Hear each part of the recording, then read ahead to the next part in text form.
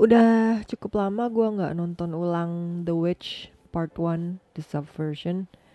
Pertama kali nonton nggak lama setelah filmnya nongol di pasaran, dan gue inget abis gue nonton gue tuh kegirangan sendiri gitu karena filmnya bagus bro, suka banget sama filmnya. Apakah setelah menonton kembali pendapat gue masih sama? Uh, Pretty much yeah, it's still as awesome as I can remember. Tapi satu hal yang gue sadari setelah gue nonton ulang, film ini ternyata lumayan slow ya pacingnya. This is like a slow burner movie. Kita dikasih waktu yang cukup lama untuk kenalan sama Jayun, si karakter utamanya. Makanya pacingnya pelan. Jadi kalau kalian mengharapkan adegan action yang banyak, kalian harus menunggu cukup lama sampai adegannya akhirnya nongol di layar. Biasanya sih gue gak gitu suka ya sama slow burner kayak gini. Tapi karena film yang ngasih banyak pertanyaan yang perlu dijawab, jadi mau gak mau gue harus tetap nonton supaya gue bisa dapet jawabannya.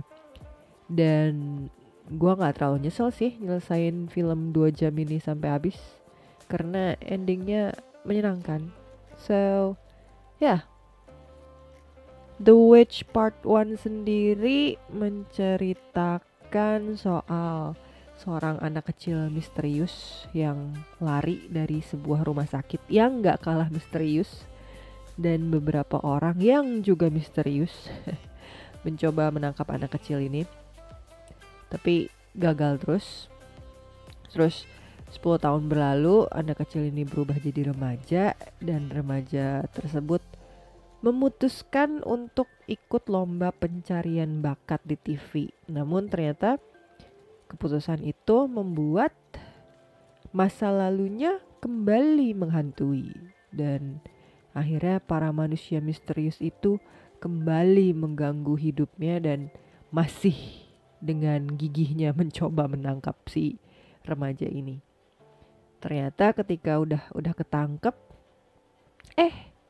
remaja ini tuh malah justru memberikan kejutan yang sangat tidak terduga bagi para manusia misterius yang lain ya. Akhirnya ya terjadilah konflik besar di antara mereka. Nah, di sini nih akhirnya ceritanya mulai jauh lebih menarik buat ditonton. Di awal tuh nggak terlalu banyak jawaban, justru terlalu banyak pertanyaan yang diberikan oleh penulisnya. Kayak misalnya, siapa sih nih anak kecil yang dikejar-kejar nih? Terus orang yang ngejar-ngejar ini tuh siapa? Kenapa mereka sebegitu semangatnya ngejar anak kecil ini? Alasannya tuh apa? Mereka dari organisasi apa? Dari organisasi apaan? Kenapa rumah sakitnya nyeremin amat? Gitu ya. Banyak nih pertanyaan-pertanyaan lain. Dan menurut gue pinter juga nih penulisnya bikin kita penasaran supaya kita tetap terus nonton sampai habis. Gue harus memberikan kudos buat Kim Dami dalam memerankan Jayun. Itu sih gokil sih menurut gue. Jayun itu jauh lebih nyeremin dibanding orang-orang organisasi misterius itu. Kenapa? Karena Jayun itu kan mukanya polos ya, manis, lembut gitu. Tapi begitu dia berubah jadi superhuman tuh, itu tuh senyumnya dia itu loh creepy banget. Dan justru tipe-tipe yang kayak gini nih yang nggak kelihatan kayak nyeremin di awal bakal jadi jauh lebih nyeremin ketika lagi killer mode gitu kan ya. Dan Dami tuh meraninnya jago banget. Ketika dia lagi jadi normal Jayun gitu ya, Jayun yang biasa, sang remaja gitu, kita nggak bisa menolak untuk bersimpati sama dia. Dia pinter banget mainin perasaan. Nah ketika dia berubah jadi killer mode Jayun, kita juga nggak bisa menolak untuk ikutan excited dan amazed sama kemampuannya dia. So yeah, good job Kim Dami, good job. Gua juga perlu ngasih kudos buat Ko Min-si yang beranin Myung-hee. Oh my cheese balls. Gue suka banget sama karakternya dia. Dia tuh, Myung-hee tuh baik banget, perhatian, lucu, sassy. Tapi yang paling penting dia tuh sahabat yang loyal banget. Gue gue sangat berharap gue punya sahabat kayak dia ya. Man, like I really really really love Myung-hee. Mungkin karakternya buat beberapa orang bisa terkesan menyebalkan ya kan, karena dia kan bawel gitu ya, berisik banget. Tapi buat gue sih karakter kayak dia diperlukan di cerita ini, di film ini. Soalnya kan cerita utamanya tuh udah terlalu dark gitu ya, udah terlalu gelap gitu. Jadi kita perlulah karakter-karakter yang rame-rame kayak gini biar apa ya, biar nggak gelap-gelap amat gitu. Oh, by the way, gue baru sadar kalau gue ternyata udah pernah lihat dramanya Go Min-si yang lain. Gue baru sadar kalau dia juga main di Sweet Home gitu. Pantesan aja mukanya familiar banget. Gak banyak yang bisa gue bilang soal karakter yang dimainkan Park Hee-sun sama Jo Min-soo. Apa ya? Mereka hanya sekedar pelengkap aja sih buat gue. Nggak terlalu jelas juga buat gue mereka siapa gitu, selain yang satunya hasil eksperimen dan yang satunya lagi dokter di balik eksperimen, udah gitu doang. Karakter yang dimainin Choi Woo-sik lumayan menarik buat ditilik, tapi again nggak banyak informasi juga soal dia gitu. Jadi ya udah, buntutnya ya dia juga cuman jadi apa ya, pelengkap cerita juga. Mungkin karena film ini fokusnya beneran cuma ke Jaehyun ya, main story-nya kita fokusnya ke Jaehyun, jadinya karakter-karakter yang lain ya backgroundnya nggak terlalu banyak diungkap. Film ini mudah diikuti karena ya itu tadi, fokus kita cuma ke Jaehyun gitu. Jadi cerita sampingan yang terjadi nggak terlalu mengganggu, walaupun malah ngasih pertanyaan baru gitu. Plot twist yang terjadi di sini juga apa ya, sangat kece sekali. Cara penyampaiannya pun bagus, bisa bikin kita seru sendiri. Untungnya gue punya kebiasaan suka lupa gitu ya apa yang terjadi di layar. Jadi pas gue nonton lagi itu seriusan, ini gue nggak bohong, gue heboh sendiri gitu sampai teriak-teriak sendiri di kamar, kayak orang gila gue.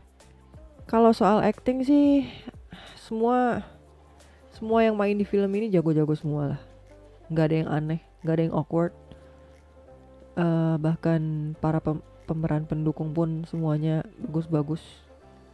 So yeah, I don't think we need to discuss about it. Another kudos perlu diberikan kepada sutradara, penulis naskah, DOP, fight coordinator, sama CG artist kali ya. Karena nih film nih sinematografinya bagus banget sih menurut gue.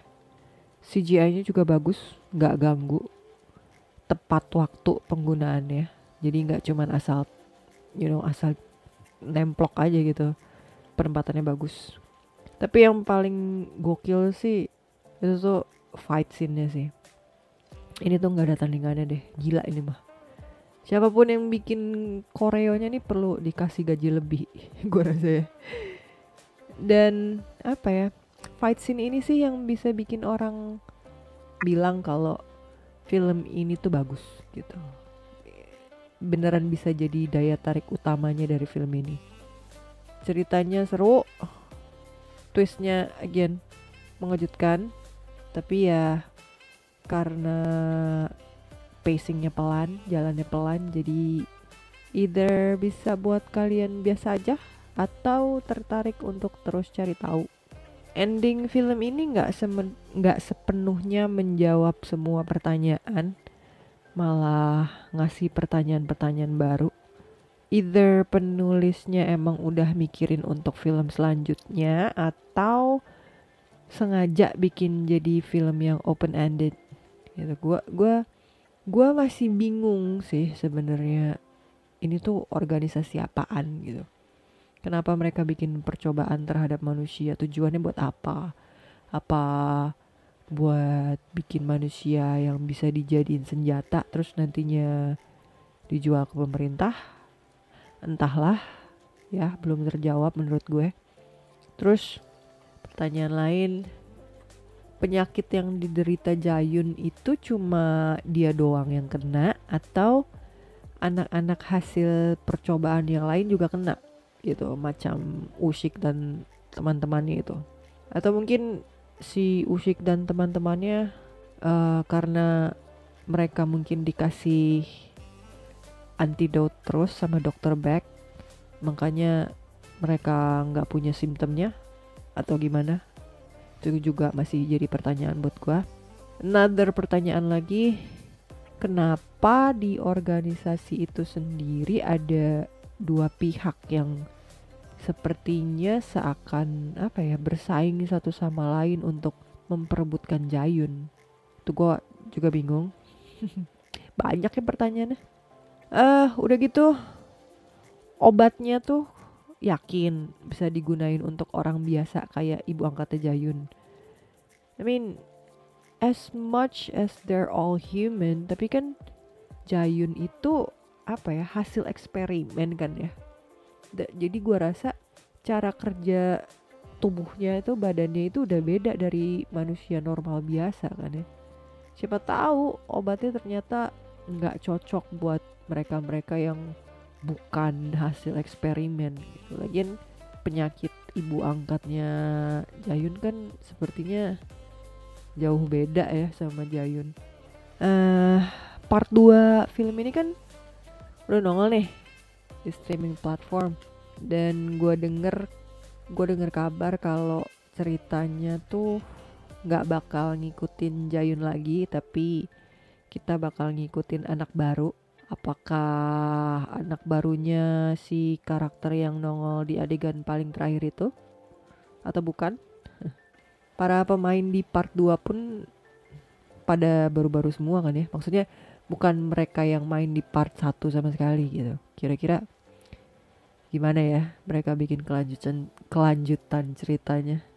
Benang merah sama part satunya kira-kira dalam bentuk apa? Apakah bakal ada cameo dari para pemain di part 1? Gue udah nunggu 4 tahun soalnya buat part 2 ini gitu. Jadi pas gue denger pemainnya ternyata pada baru semua, agak sedikit kecewa sih. Tapi ya gue tuh pengennya ngelihat muka-muka lama gitu loh. Tapi ya semoga aja sih penulisnya, sutradaranya, dan para aktor yang baru ini bisa bikin sesuatu yang gak kalah keren dari part 1. I mean, part 1 tuh barnya tuh udah lumayan tinggi gitu. Dan gue yakin banyak banget orang yang suka. Jadi kalau part 2-nya ternyata biasa aja kayaknya sayang ya gitu. Gue bakalan segera nonton part 2 mumpung udah keluar kan ya di streaming platform. Tapi sepertinya gue punya feeling bahwa gue harus merendahkan ekspektasi gue supaya nantinya gue gak terlalu kecewa ya. We'll see lah nantinya gimana. By the way, gak banyak yang bisa gue bilang soal film ini, tapi justru itu bagus karena artinya gue fokus nontonnya. Gue yakin sih setelah kalian nonton film ini atau mungkin menonton ulang film ini, kalian bakal atau masih tetap tersepona sama filmnya. Jadi ya tunggu apa lagi? Kalian yang sampai detik ini masih belum nonton filmnya, disegerakanlah. Udah banyak banget kan tuh beredar di banyak streaming platform. So yeah, go watch this movie. This movie is awesome. Anywho, that's it for today. See you on the next movie.